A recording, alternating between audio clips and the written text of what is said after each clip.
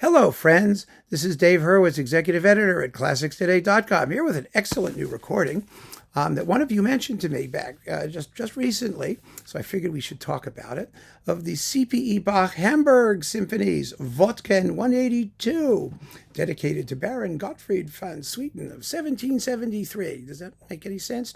There are 6 of them. They are written for strings with continuo, and they are glorious. This particular recording features the orchestra of the 18th century under Alexander Janiczek. No, not that Janiczek. A different Janiczek. It's spelled differently, too. On the Glossa label. Now, these symphonies are absolutely remarkable. Gottfried van Swieten was the Paul Zacher or Natalie Kusevitsky or Elizabeth Sprague Coolidge of the 18th century.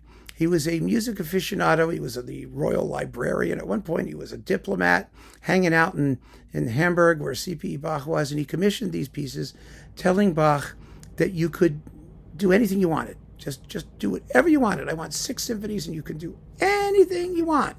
They're not for popular consumption. And Bach did, and that makes them wonderful. And they should be for popular consumption because they're really, really cool. I mean, Van Swieten, just to get back to that original topic, I mean, he had Mozart make his Handel arrangements. He wrote the librettos for Haydn's late oratorios. I mean, he was all over the place, a real mover and shaker in musical circles. Now, these symphonies, there are 6 of them in various keys. They're all in the same basic form. That is fast, slow, fast. And the movements all run together. They're all attached to each other. They're played continuously. And the transitions between them are often quite shocking, at least between the first movement and the slow movement. Usually Bach stops and then leaps into a foreign key. These are virtuosic pieces that take music as far as Bach, CPE Bach, felt comfortable going back in the day. They are highly varied in expression. There are rapid changes of mood, crazy, shocking harmonic excursions, but they're so easy to follow. I mean, you hear Bach working with the actual, motives and themes, and transforming them in different ways, and some of them, and in some of them, it sounds like the finale is a continuation of the first movement. In others, it's a completely different kettle of fish. The slow movement of the third in C major is just this fabulously scary adagio that begins with an absolute shriek, tritonal shriek with crunching dissonance. I mean, you can actually understand why they were not for popular consumption. I also think that technically they were probably beyond the capability of most players of the day, because the fast movements are really fast and really exciting, and harmonically their waywardness would have made them very, very difficult to play because they don't go where you expect them to. You have to actually read the notes and do what he says. So really an amazing piece. Amazing pieces. Now, these performances with the Orchestra of the Age of Enlightenment are very, very good. I mean, the Orchestra of the 18th century. Pardon me, not the Orchestra of the Age of Enlightenment. That's a different group, isn't it? This is the Orchestra of the 18th century. Let's get this clear. Orchestra of the 18th century. And they play very, very nicely. First of all, they're not too small. They have 7 first violins, 7 seconds. I mean, they give you the list here.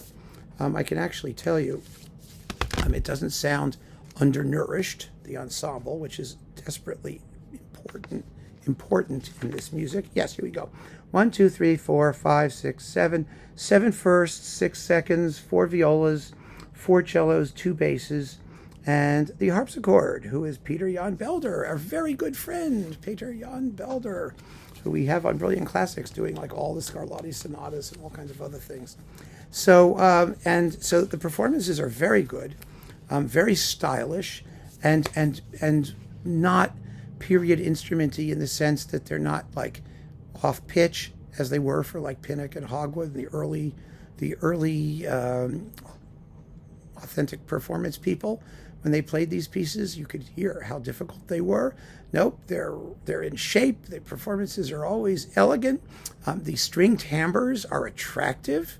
They have a certain measure of warmth, whether achieved through vibrato or other means, I don't really know, but they do it, and it sounds really good. And so I like this. Now, my favorite recording of this is the same as the favorite recording that the viewer who mentioned this set also pointed out, which was Wolfram Christ on Hensler, or from SWR, whichever label it's on this week. That is a very, very beautiful, the Stuttgart Chamber Orchestra, and they use for the continuo a forte piano, not a harpsichord. And I have to tell you a secret, that was my idea.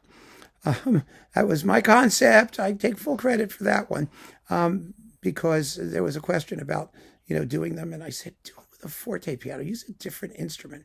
That way we don't have, it won't sound like every other version with a banging harpsichord and all that stuff. And they did it. They did it with a forte piano, and it sounds luscious. It sounds absolutely wonderful. I love it. I love it to death. So I'm biased. I'm definitely biased. But the performances also, I think, just have a little more spunk than you hear here. These are a little bit more refined and elegant, but they're beautiful. They're absolutely beautiful. And if you don't know these symphonies, these string symphonies by CPE Bach, you absolutely have to hear them, because they are delightful. They are one of the high points of symphonic composition before the Viennese classics, before Haydn and everybody else really got going in their mature style. They don't sound like anybody else. The North German style and CPE Bach's style was entirely original. CPE Bach was proud of being what he called an original genius. That's someone who sounded like no one else.